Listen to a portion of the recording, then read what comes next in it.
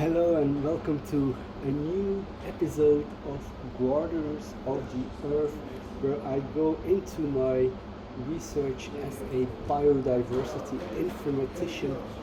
This week I had the pleasure of being at Biospace 25, which was a conference of bringing together the remote sensing community, so the people working with satellites and also people working on biodiversity like myself. So I came to present our work on species distribution models.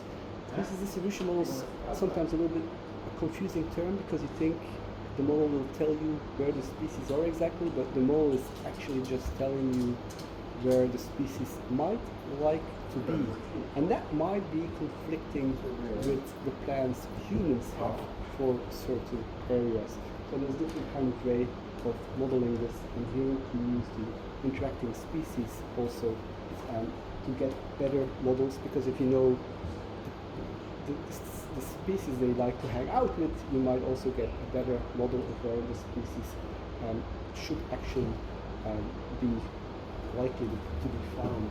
But I came here also to learn how to use the remote sensing data, not just for this project of Garden and Be Cute, but also for the coffee project, where we're now starting to analyze coffee beans and cacao beans on their mineral composition.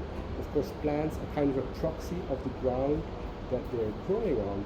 So by taking beans coming from everywhere in the world and analyzing their mineral composition, we get an idea of what kind of ground they're growing on. So I came here to learn about what kind of Earth observation products give me a proxy for the type of ground, type of minerals that might be there.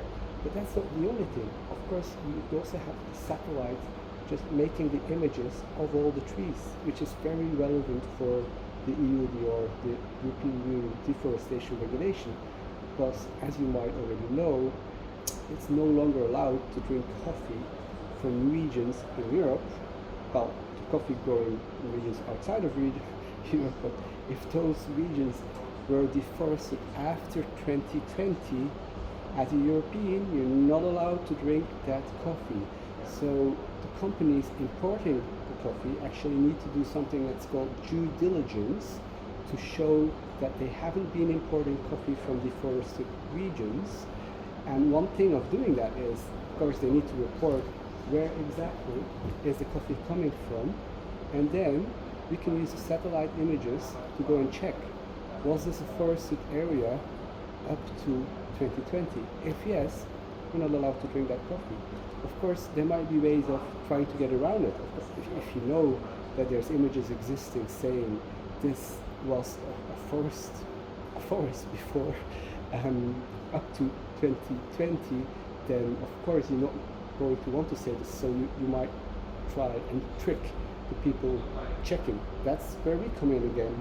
By analyzing that mineral composition, we can then match that to the reported region and say, well, we have that much level of trust that this coffee is coming actually from there.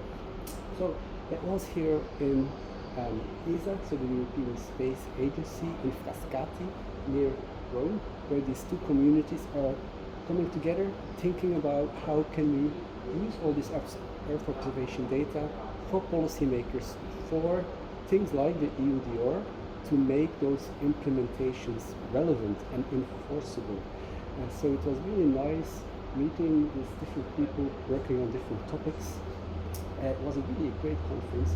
The only slight maybe inconvenience was the coffee itself, which was clearly a Robusta instant coffee. That was very noticeable.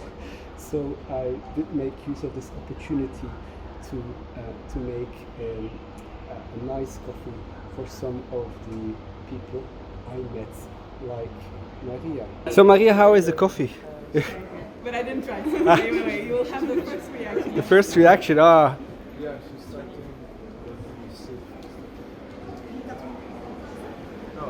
If you just tell me it's better than what they're serving there, then you make my day. It's like, the other one is huge, and you acknowledge. Ah, thank you. So we got to see she really enjoyed the coffee. So had a great time here in Frascati.